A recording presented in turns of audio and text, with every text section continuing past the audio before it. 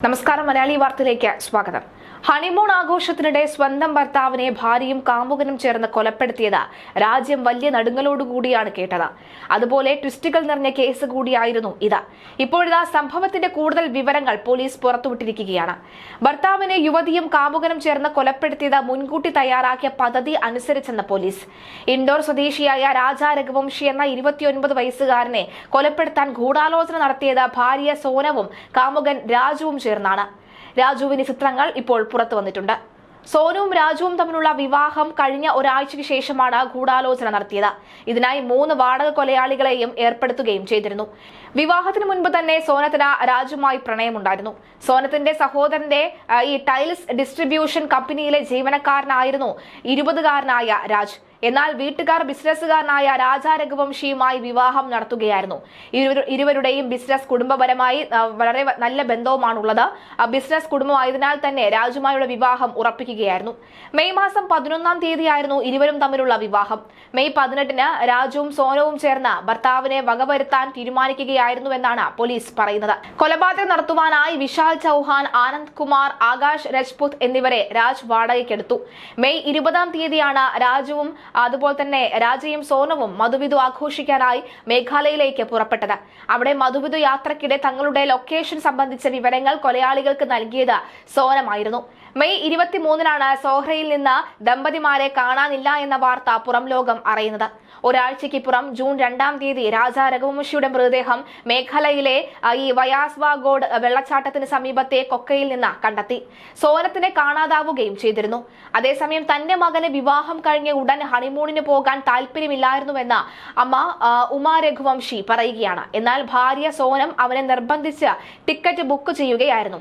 സോനം ട്രിപ്പിന് ticket book ചെയ്തെങ്കിലും return ticket book ചെയ്തിരുന്നില്ല. വീട്ടുകാർ ആലോചിച്ചുറപ്പിച്ച കല്യാണമായിരുന്നു. കുടുംബത്തോട് നല്ല രീതിയിലാണ് സോനം പെരുമാറിയത്. അതുകൊണ്ട് തന്നെ അവളെ കുറിച്ച് ഭർത്തൃ വീട്ടുകാർക്ക് യാതൊരു സംശയവും ഉണ്ടായിരുന്നില്ല. ദമ്പതികൾ ഗുവാഹത്തിയിലെ കവാഖ്യ ക്ഷേത്രത്തിൽ പോകാൻ നേരത്തെ പദ്ധതി ഇട്ടിരുന്നതായി രാജയുടെ സഹോദരൻ വിപുൽ രഘുവംശി പറയുന്നു. പക്ഷേ അപ്രതീക്ഷിതമായി പ്ലാൻ മാറ്റുകയായിരുന്നു.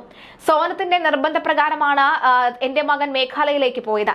അവൻ അത്ര പെട്ടെന്ന് ഹണിമൂണിന് പോകണമെന്ന താല്പര്യമില്ലായിരുന്നു. സോനം മേഘാലയയിലേക്ക് ടിക്കറ്റ് ബുക്ക് ചെയ്തെന്ന് അവൻ എന്നോട് പറഞ്ഞിരുന്നു. ടിക്കറ്റ് ബുക്ക് ചെയ്തെങ്കിലും ഭാര്യയ്ക്കൊപ്പം പോകണമെന്ന് ഞാൻ ഉപദേശിക്കുകയും ചെയ്തു.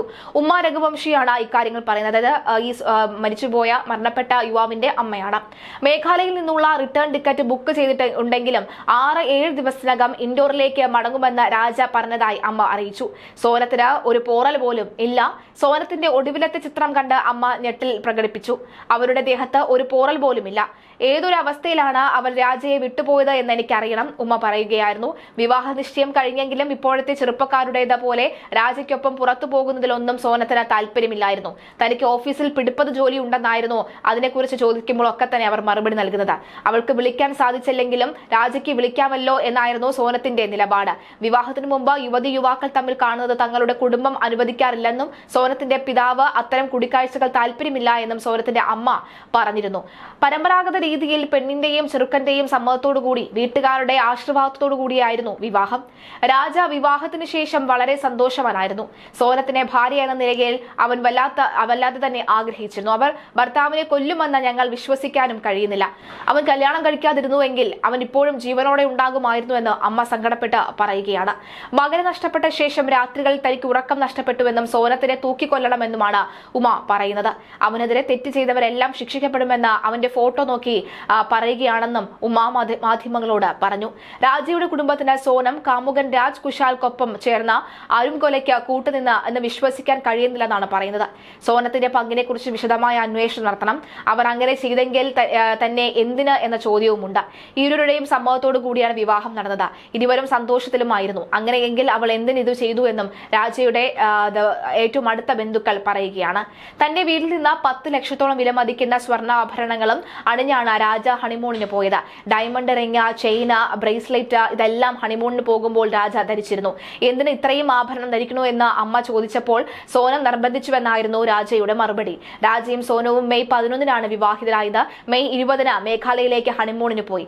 ഈസ്റ്റ് ഖാസി ഹിൽസ് ജില്ലയിലെ സോഹ്രയിൽ വെച്ച് മെയ് 23-ന് ദമ്പതികളെ കാണാതെയായി. ജൂൺ 2-ന് രാജ രഘുവംശിയുടെ മൃതദേഹം ഒരു കൊക്കയിൽ കണ്ടെത്തി. സോനത്തിനെ കാണാതെയുമായി. സോനം വാടകയ്ക്കെടുത്ത കൊലയാളികൾ രാജയെ വകവരുത്തുകയായിരുന്നു. നടത്തുകയായിരുന്നുവെന്ന് മേഘാലയ പോലീസ് വ്യക്തമാക്കുകയാണ്.